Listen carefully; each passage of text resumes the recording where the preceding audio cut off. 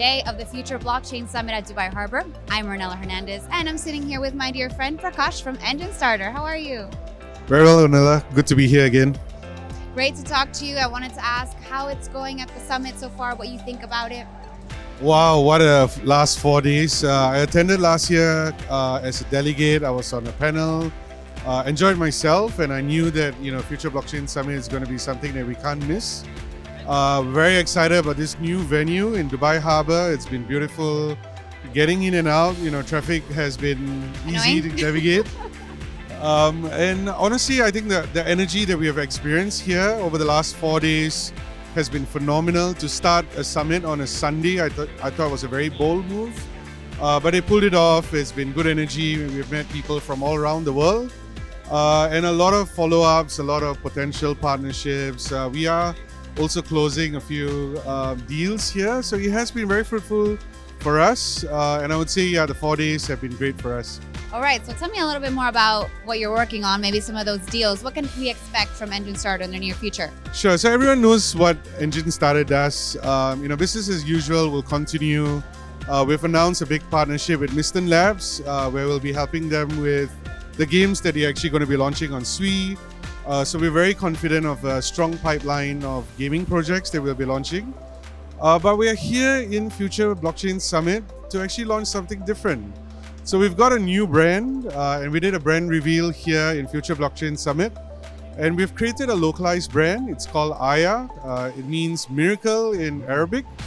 And this is our brand for climate finance. It's been an area that we have been very passionate about. We've been working very closely over the last year. We're very close to getting our license with VARA, and we'll be launching a regulated launchpad here in Dubai. That will be open to investors from all around the world, open to projects from all around the world, but purely focused on climate finance. What is climate finance exactly? Yeah, so we see this big need for development finance. So we are focused on projects in the global south. So a lot of projects from emerging markets, Africa, India, where they actually need to do projects to make the world a better place. And this is where we're focusing on carbon credits. And we feel carbon credits is kind of that catalyst to get green financing going. And then from there, we look at other things like biodiversity. We look to support local communities. And anchoring this platform here in Dubai is very strategic, so that we can reach the global south a lot easier. We see a lot of capital moving here from North Asia, from Hong Kong and China. And we feel this is one great way that we can actually leverage a platform, run things in a regulated way, allow projects to actually raise capital on our platform, but also to use it as a platform to do market entry into the region. So what's like the end goal of Aya? Like, why is it so important to focus on sustainability and climate finance? Yeah, so I guess, over the last 2 years, we've invested into gaming, entertainment, and the metaverse. And we believe that one day we will connect them to a lot of these sustainability projects that we're doing too.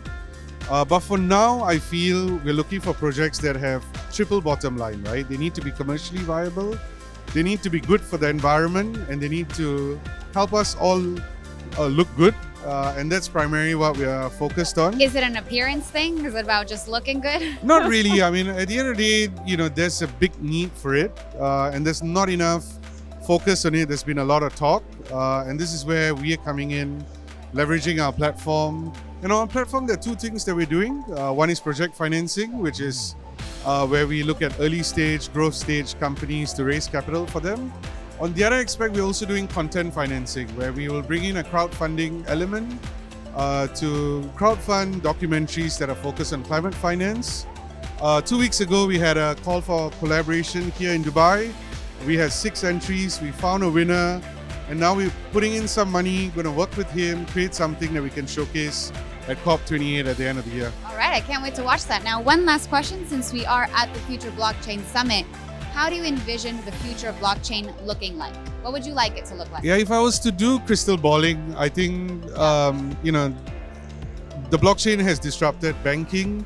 It has disrupted gaming. Mm-hmm. But now I feel it's time for sustainability. I think this is where a lot of impact will leverage the blockchain.